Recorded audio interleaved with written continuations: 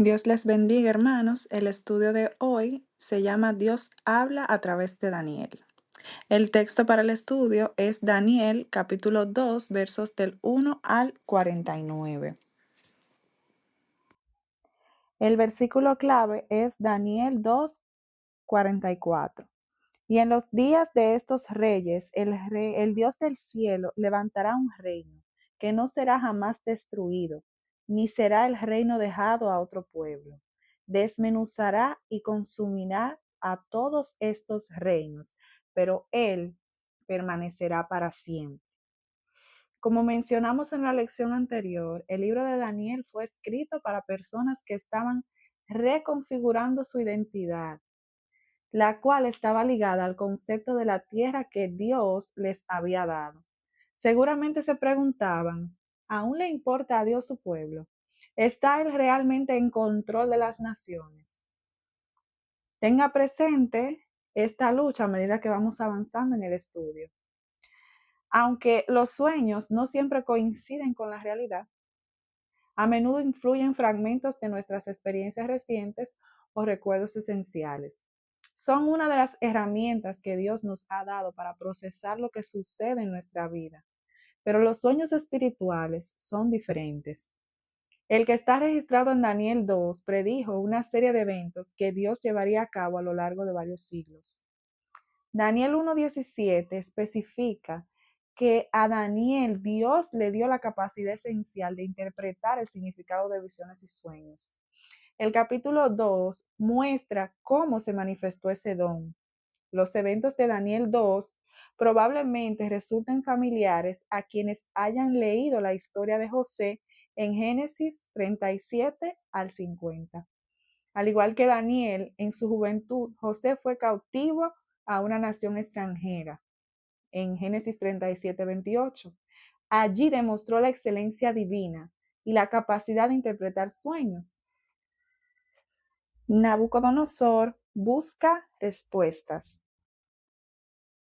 Una exigencia imposible. Vamos a leer Daniel capítulo 2 versos del 1 al 9. En el segundo año del reinado de Nabucodonosor, tuvo Nabucodonosor sueños, y se perturbó su espíritu, y se le fue el sueño. Hizo llamar el rey a magos, astrólogos, encantadores y caldeos para que le explicasen sus sueños. Vinieron pues y se presentaron delante del rey, y el rey les dijo: He tenido un sueño, y mi espíritu se ha turbado por saber del sueño.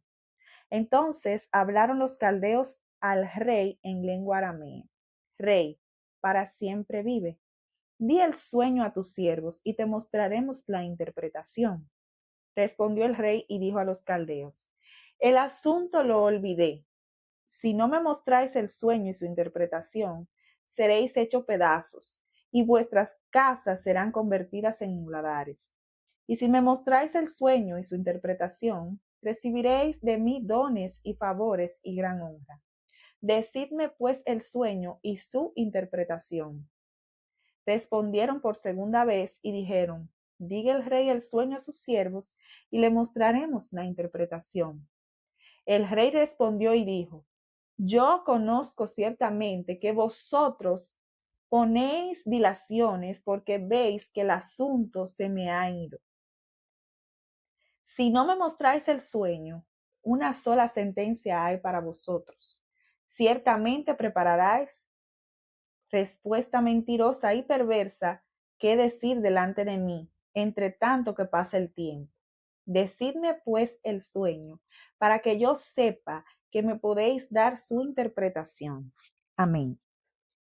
La forma en la que tratas a los demás cuando tienes un mal día dice mucho de tu carácter. Esta historia nos muestra mucho sobre el carácter de Nabucodonosor. Algo le preocupaba y se desquitó con quienes lo rodeaban. Los lectores atentos podrán notar que Daniel 1:1 dice que Nabucodonosor fue quien sitió Jerusalén y deportó a los cautivos, incluyendo a Daniel, Sadrach, Mesach y Abednego. Mientras que el versículo 5 dice que tuvieron que recibir entrenamiento durante 3 años antes de entrar al servicio del rey. Sin embargo, Daniel 2:1 dice que esta historia tiene lugar durante el segundo año de Nabucodonosor. Y Daniel y sus amigos, al parecer, ya estaban establecidos en Babilonia. Estas fechas no coinciden del todo. Es posible que Daniel todavía estuviera en el programa de entrenamiento cuando ocurrieron los eventos de este segundo capítulo. Y otra perspectiva es que Nabucodonosor gobernó inicialmente como subordinado de su padre y que el segundo año se refiere al periodo de y que el segundo año se refiere al periodo de su soberanía exclusiva. También es útil recordar que los antiguos escritores no se preocupaban tanto por la fecha. Una noche Nabucodonosor tuvo sueños tan perturbadores que no pudo volver a dormirse. Así que llamó a sus magos, astrólogos, encantadores y caldeos para que le dijeran no solo el significado de sus sueños, sino también lo que había soñado. Si podían, él les daría recompensas y honores, pero si no, los mataría y destruiría sus hogares. Los arqueólogos han encontrado manuales babilónicos de sueños de aquella época que permitían relacionar las imágenes de los sueños con sus significados. Pero por supuesto que no existía un manual para leer los pensamientos de las personas. Él estaba demasiado conmocionado para recordar su sueño, pero el texto parece indicar que estaba poniendo a prueba a sus consejeros. Estaba cansado de sus evasivas y conspiraciones a la hora de que le dieran respuesta. En Daniel capítulo 2, versos del 10 al 13, vemos una situación desesperada. Nabucodonosor y sus astrólogos, llamados caldeos en la Reina Valera, estaban sumidos en un enfrentamiento de alto riesgo, porque los astrólogos afirmaban tener poder para hablar en nombre de los dioses, pero el rey tenía poder para condenarlos a muerte si no pasaban la prueba de sus habilidades. Imagínense lo frustrados y molestos que debieron estar los astrólogos. Su respuesta final fue mesurada pero desesperada. Intentaron señalar que ningún rey había pedido algo similar jamás y explicaron que era imposible. No hay quien le pueda declarar al rey, salvo los dioses cuya morada no es con la carne. En ese punto la ira de Nabucodonosor estalló. Su sospecha se confirmó. Sus astrólogos no podían comunicarse con los dioses. Como resultado, Nabucodonosor ordenó la ejecución masiva de los astrólogos y los sabios. Y en ese grupo entraba Daniel, Sadrach, Mesach y Abednego, que también fueron condenados a muerte porque eran parte de los sabios de Babilonia. Ese atroz decreto de Nabucodonosor preparó el terreno para una verdadera intervención divina. El rey estaba a punto de encontrarse con el único Dios verdadero, el único que podía darles las respuestas que exigía. Vamos a ver la segunda parte de la visión que Dios le dio a Daniel. En el capítulo 2, versos del 14 al 18, vemos discreción y dependencia. En Daniel, capítulo 2, verso 14 al 18, entonces Daniel habló sabia y prudentemente a Arioc, capitán de la guardia del rey, que había salido para matar a los sabios de Babilonia. Habló y dijo a Arioc, capitán del rey, ¿cuál es la causa de que este edicto se publique de parte del rey tan apresuradamente? Entonces Arioc hizo saber a Daniel lo que había. Y Daniel entró y pidió al rey que le diese tiempo y que él mostraría la interpretación al rey. Luego se fue Daniel a su casa e hizo saber lo que había a Ananías, Misael y a Azarías, sus compañeros, para que pidiesen misericordias del Dios del cielo sobre este misterio, a fin de que Daniel y sus compañeros no pereciesen como los otros sabios de Babilonia. Hay un dicho atribuido a Agustín que dice: trabaja como si dependiera de ti y ora como si dependiera de Dios. Este concepto puede ayudarnos a navegar la tensión entre confiar en Dios y trabajar duro para Él.